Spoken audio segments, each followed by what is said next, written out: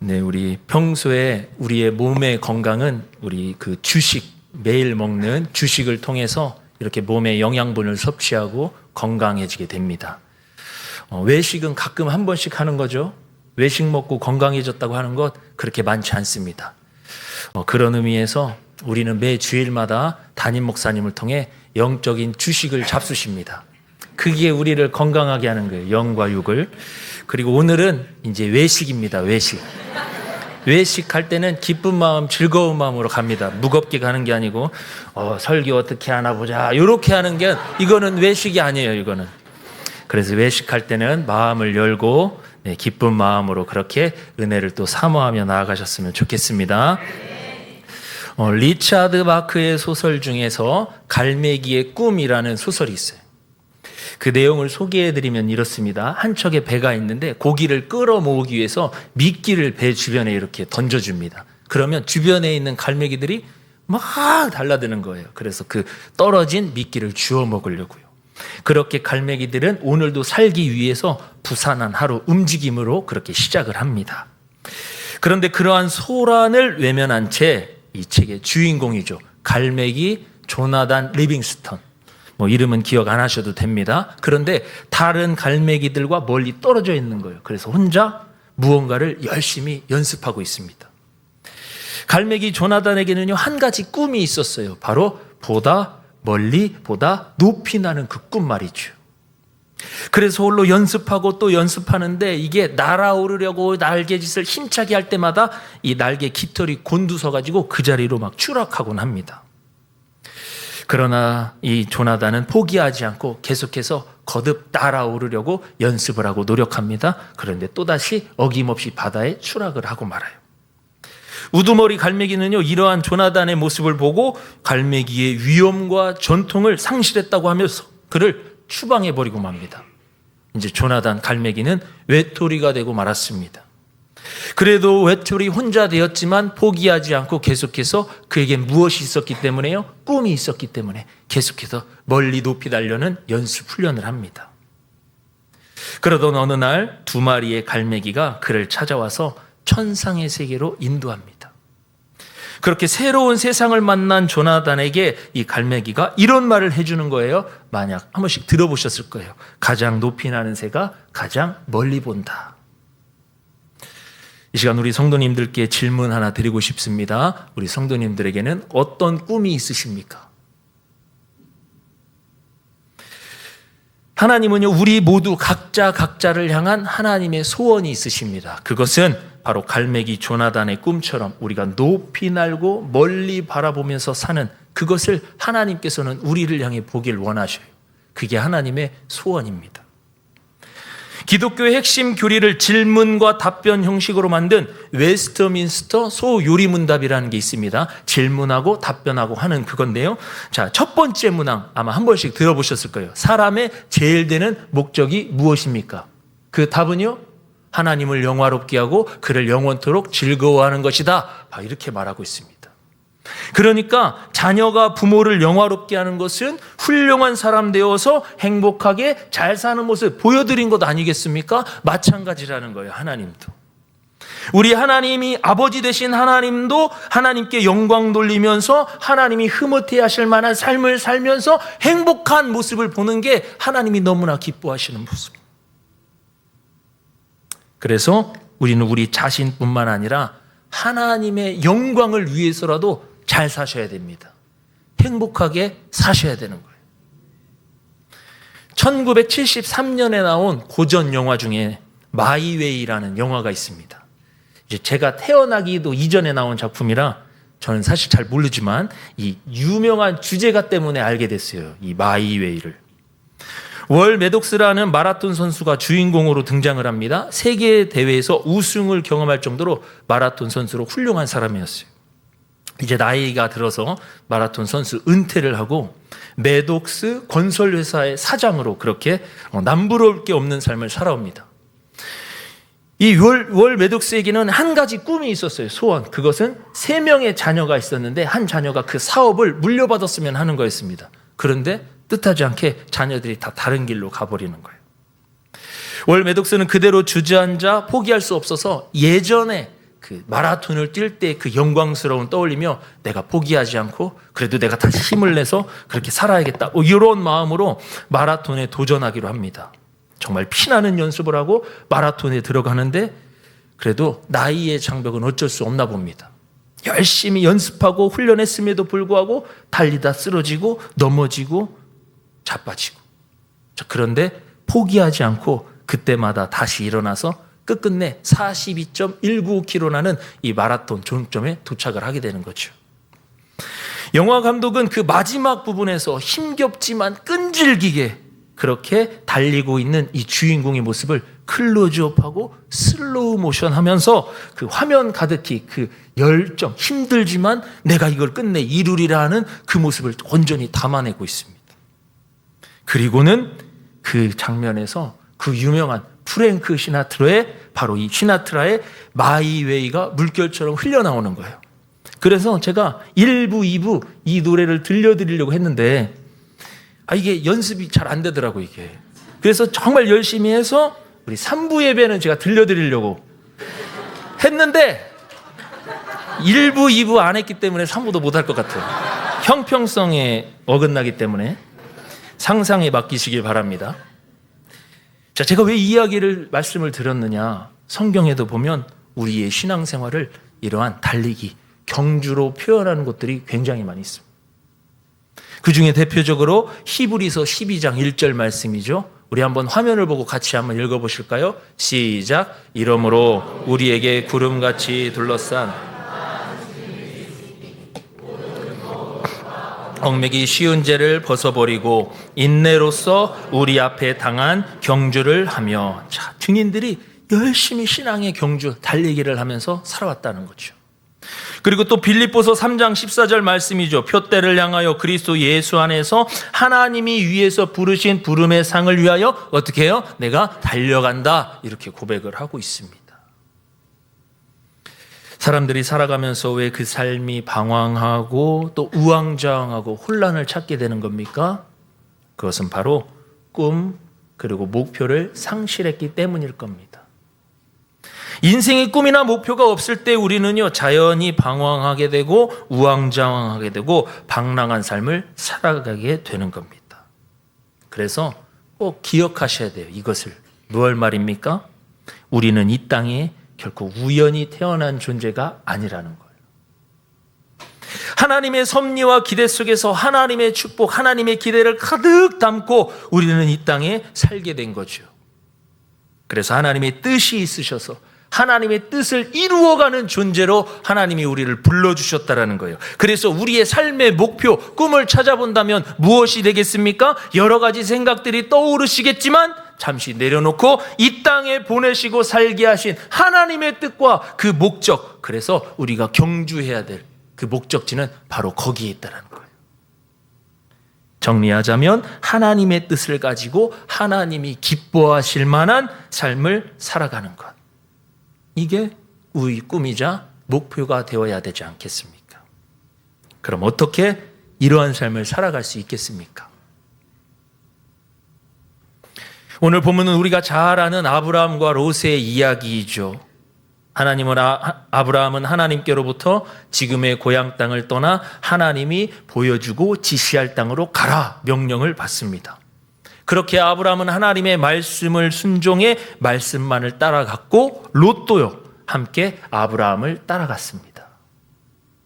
당시 자식이 없던 아브라함에게 있어 롯은 어떤 존재예요? 아들과 같은 존재. 그리고 더 나아가 유일한 핏줄이 바로 이 롯이었습니다. 그러한 아브라함이 말씀대로만 따라감에도 불구하고 그의 삶에 여러 가지 문제들이 찾아오고 직면하게 됩니다. 이제 그 중에 하나가 바로 가나안 땅에 정착해서 살아가는데 하나님이 복을 주셨어요. 가축도 많아지고 재물도 많아지고 그러다 보니 아브라함의 종과 롯의 종들 사이에 갈등과 대립이 일어나게 된 겁니다. 고향 땅에서 출발할 때부터 늘 함께 왔는데 지금까지 함께 해오며 하나님의 축복을 같이 누렸는데도 불구하고 이제는 함께 할 수 없는 지경에 이르게 된 겁니다. 결국 아브라함은 롯과 헤어지기로 마음먹고 롯에게 먼저 떠날 땅 선택권을 주게 됩니다. 창세기 13장 9절이죠. 네가 좌하면 나는 우하고 네가 우하면 나는 좌하리라. 여기서 롯은 조금의 사양도 배려도 없이 먼저 자기가 원하는 곳을 선택해 가버립니다. 그리고는 아브라함의 곁을 떠나는 거죠. 이제 아브라함은 혼자가 되었어요. 이게 오늘 본문의 앞가지의 내용입니다. 아브라함은 하나님의 말씀대로 그 뜻대로만 그렇게 무작정 달려왔는데 이제 아브라함에게 남은 것이라고는 자신을 모두 떠난 외로움과 공허함 뿐이었습니다.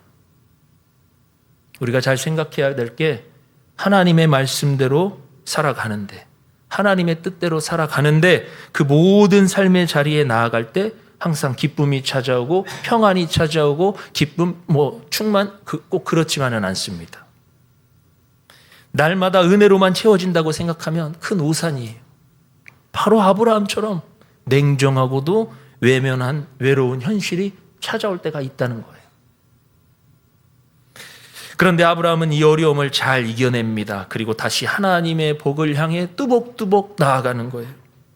그럼 어떻게 아브라함은 그런 어려움도 이겨내고 하나님의 복을 향해 나아가고 뿐만 아니라 그 복을 온전히 누리게 된 것입니까? 오늘 이 본문을 통해서 세 가지의 은혜를 찾아보려고 그래요. 먼저 첫 번째는 바라보라는 겁니다. 바라보라. 바로 하나님만을 바라봐야 한다 이렇게 말씀을 하셔요. 본문 14절 말씀 같이 읽겠습니다. 14절입니다. 시작. 롯이 아브라함을 떠난 후에 너는 눈을 들어 너 있는 곳에서 북쪽과 남쪽과 그리고 동쪽과 서쪽을 바라보라. 아브라함은 지금 아들과 같이 의지도 되었고 외로울 때마다 곁에서 힘이 되어 주었던 누구요? 롯과 헤어지게 된 거예요. 그러니 홀로 남겨진 아브라함의 마음이 어떻겠습니까? 여기 우리의 자녀들 20대 청년 자녀들을 둔 부모님들 계시죠? 군대 갈 때 생각해 보세요. 군대 갈 때 죽으러 가는 것도 아닌데 펑펑 웁니다. 그리고 그 아이 방에 들어가서 어때요? 그 옷 잡고 그냥 우시는 거예요. 이게 왜 그래요? 그만큼 마음이 공허하다라는 거, 외롭다라는 거. 근데 그처럼 아들처럼 여기고 피붙이 유일한 핏줄이었던 누가요? 롯과 헤어지게 됐으니 아브라함의 상실감이 어떠했겠냐는 거예요. 그때 하나님이 찾아오셔서 말씀하시는 거죠. 너 있는 곳에서 북쪽과 남쪽 그리고 동쪽과 서쪽을 바라봐라. 자, 일반적으로 우리가 사방을 말할 때 뭐라고 말합니까? 동서남북. 자, 이거는 동양사상의 오행설에서 나온 겁니다. 원래는 동서남북 그 가운데 동서, 중, 남북 이렇게 해서 5가지 오행이에요. 오행.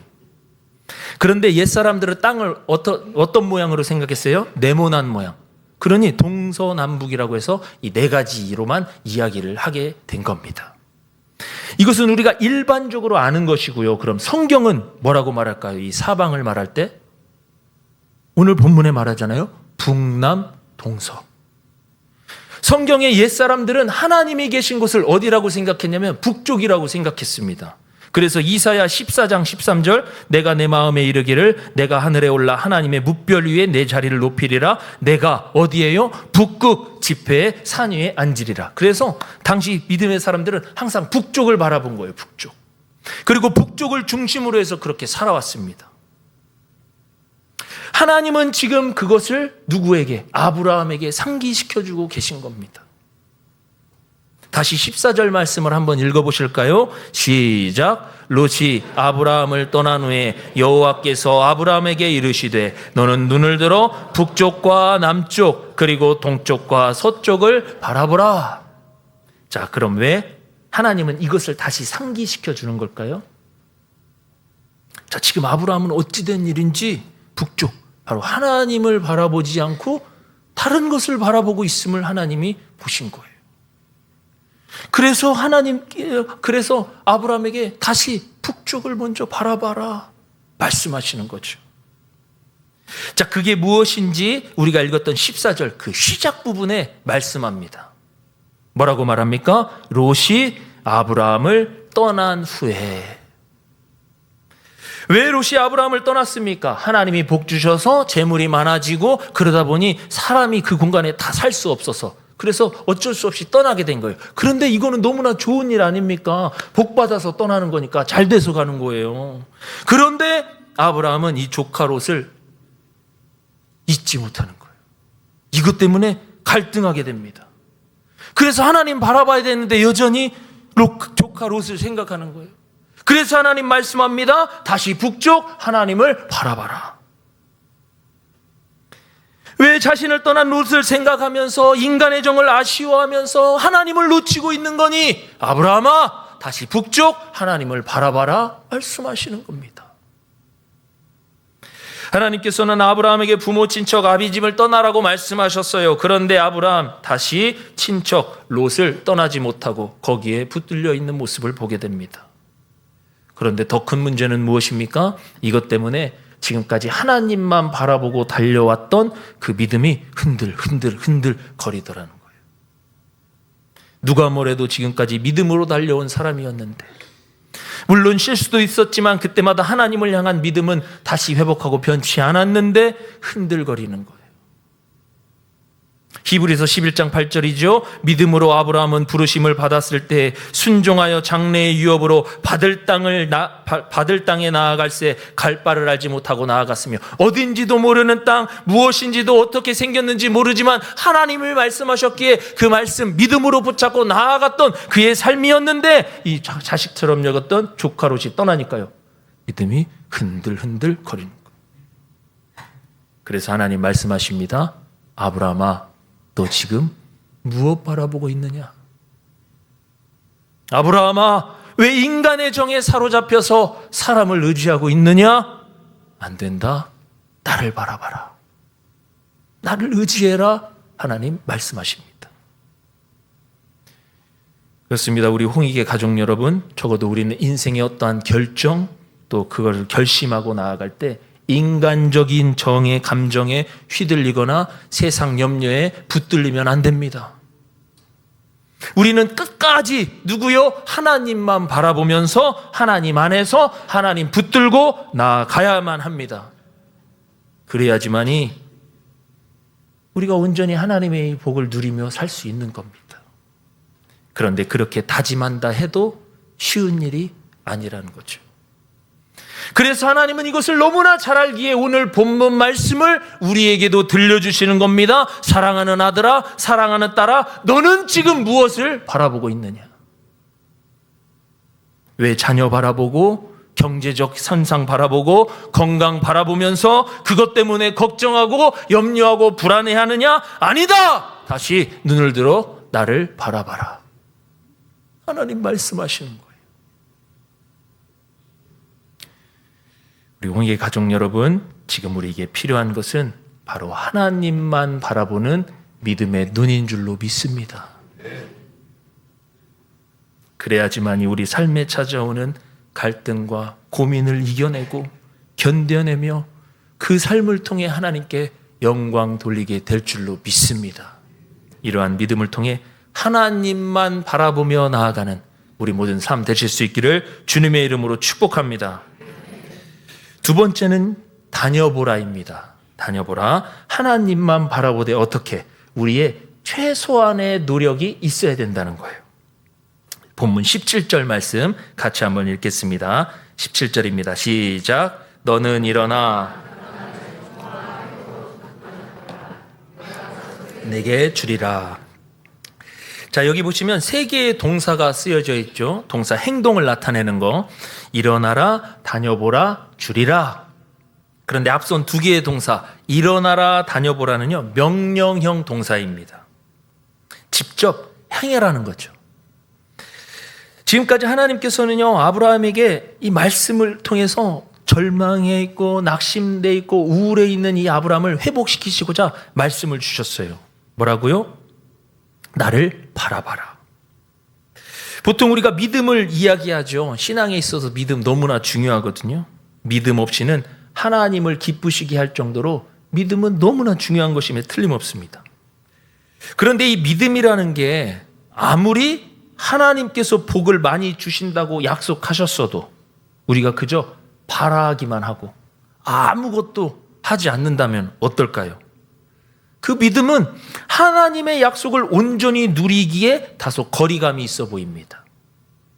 그래서 야고보 기자가 이렇게 말을 거들어요. 야고보서 2장 17절, 이와 같이 행함이 없는 믿음은 그 자체가 죽은 것이다. 자, 믿음이 있으면 그것을 행해야 된다. 이렇게 강조하는 건데, 아브라함에게는 야고보 기자가 말한 이 행함이 있는 믿음과 신앙이 있었습니다. 잘 아시죠? 믿음의 조상이라고 불리잖아요. 그래서 가장 먼저 편안하게 살던 고향 땅을 버리고 하나님이 보여주실 어딘지도 모를 그러한 땅을 향해 명령을 붙잡고 나아갑니다. 믿음으로 순종해서 말이죠. 물론 믿음 맞습니다. 그런데 생각해 볼게.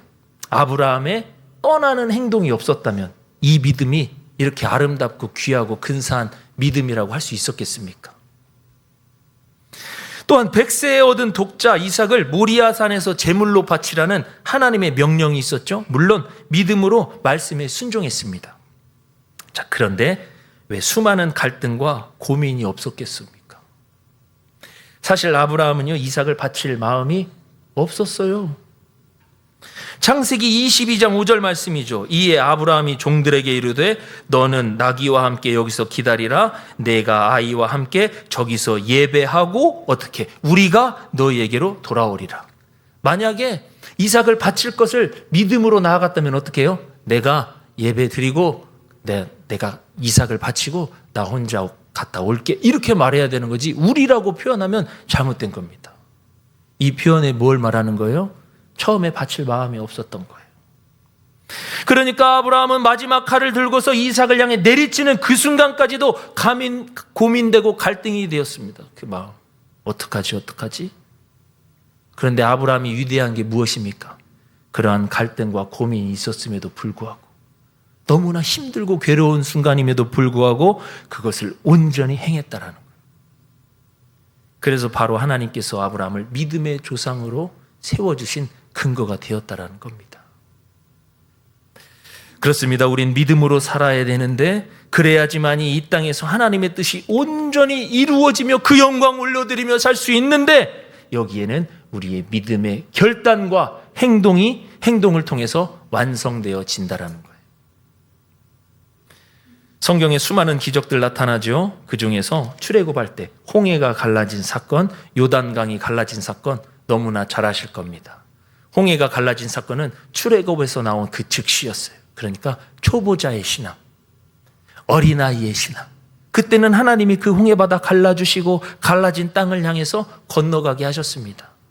그러나 요단강은 어떻습니까? 이제 신앙이 좀 성숙되어진 관계예요. 그때는 요단강을 먼저 발을 내디뎌라. 그러면 물이 갈라지고 그 땅을 향해 나아갈 수 있을 것이다. 이걸 말씀하는 거예요. 자, 무슨 차이입니까? 예수 믿고 난 이후 우리 이미 출애굽한 믿음의 성도들 아니겠습니까? 그렇다면 이제는 이후의 삶이 달라져야 된다라는 겁니다. 매일의 삶이 아직도 홍해 앞에 서서 어떡하지 발만 동동 구리고 있는 모습이라면 이제 그 모습 다 버려버리고 어떻게 믿음으로 한 발을 내디뎌야 된다. 말씀 들었으면 말씀 붙잡고 나아가야 한다는 겁니다. 기도했으면 하나님이 응답하실 것을 믿고 믿음으로 한 발 내디디라는 겁니다. 그게 예수 믿기 이전과 예수 믿은 이후에 성숙함에 나타나는 신앙이라는 거죠. 그렇다면 우리는 지금 어떤 모습으로 살아가고 계십니까? 여전히 예수님을 간 믿은 모습으로 주님 주시옵소서 이것도 주시고 저것도 주시고 주님 채워주시되 아버지 이것도 채워주시고 저것도 세워주시고 허구한 날 이렇게 달라고만 떼쓰고 있지는 않습니까? 물론 그런 기도도 중요합니다. 그러나 이제 우리의 그 믿음의 기도, 그 분량이 좀 더 성숙해지고 넓어지기를 원하신다는 거예요. 너무나 힘들고 어려운 상황이지만 하나님이 분명 우리와 함께 하십니다라고 말씀하시지만 그것이 눈에 보이지 않습니다. 그래도 절망하지 않고 주님이 나의 오늘도 도와주시고 함께 하신다는 그 믿음으로 한 발 내딛고 내가 하나님께 기도했으니까 하나님이 그렇게 응답하실 거라는 믿음을 가지고 담대히 나아가는 그 모습, 하나님은 그 자리로 우리를 부르고 계신다라는 거예요. 그래서 오늘 본문은 분명히 말씀합니다. 일어나라, 그리고 다녀보라. 우리 홍익 가족 여러분, 예수 믿은 성도답게, 그리고 구원받은 하나님의 백성답게 오직 하나님만을 믿음으로 신뢰하심으로 말미암아 그 믿음의 한 발을 성큼 내디딜 수 있기를 주의 이름으로 축복합니다. 마지막 세 번째는 주리라 말씀하셔요. 하나님은 약속한 것을 주신다 말씀하시죠. 우리 17절 말씀 다시 한번 읽겠습니다. 17절 시작. 너는 일어나 그 땅을 내게 주리라. 하나님은 아브라함이 외로움과 허탈감에 빠져 있어서 절망감에 있으니까 내버려 둘 수 없었어요. 그래서 하나님 바라봐라, 그리고 일어나라, 그리고 다녀보라. 눈으로 직접 확인하고 만져보라는 겁니다. 하나님의 그 은혜를. 그리고 나서 오늘 본문에서 뭐래요? 마지막에 내가 그것을 주리라. 앞서 믿음과 행함에 대해 살짝 다뤄봤죠? 믿음이 먼저냐, 행함이 먼저냐, 이러한 문제로 한 번쯤 고민해 보신 적 있으실 거예요. 믿음으로 의롭다함을 받는 바울의 주장과 또 행함이 없는 믿음은 죽은 것이라는 이 야고보의 주장. 무엇이 맞나? 그래서 지금도 뭐 여러 설교나 세미나에서 아직도 이런 토론의 주제가 이루어지고 있는 것도 사실입니다. 그런데 사실 믿음이 먼저냐, 행함이 먼저 이렇게 먼저냐 묻는 것은 닭이 먼저냐, 계란이 먼저냐, 그것과 같은 거죠. 그러니까 질문 자체가 잘못된 거라는 거죠. 오늘 본문은 그런 의미로 말씀하시는 게 아닙니다.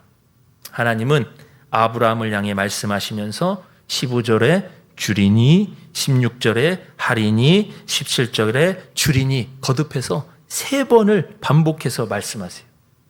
뭘 말씀하십니까? 하나님께서 사람들에게 약속하실 뿐만 아니라 그것을 누가? 바로 하나님이 직접 이루시고 행하신다는 것을 강조하고 있습니다. 그러니까 하나님의 약속은 그것을 약속하신 전능하신 하나님의 능력으로 이루어지는 거지, 우리가 뭘 한다고 해서 약속이 이루어지는 게 아니라는 거예요. 그런데 문제는 그 약속을 받을 우리가 너무나 연약하다는 거죠. 당장 아브라함만 봐도 하나님의 인도함을 받으며 살아왔는데 기근 찾아오자 이성적 판단으로 인해서 애굽으로 떠나버리고요. 또 아내 사라가 너무나 예뻐요, 아리따워요. 그래서 사라 때문에 내 목숨이 위태로울까 봐 누이라고 속이게 되고, 다 이성적 판단에 의해서. 그런데 그게 옳은 판단이 아니었죠.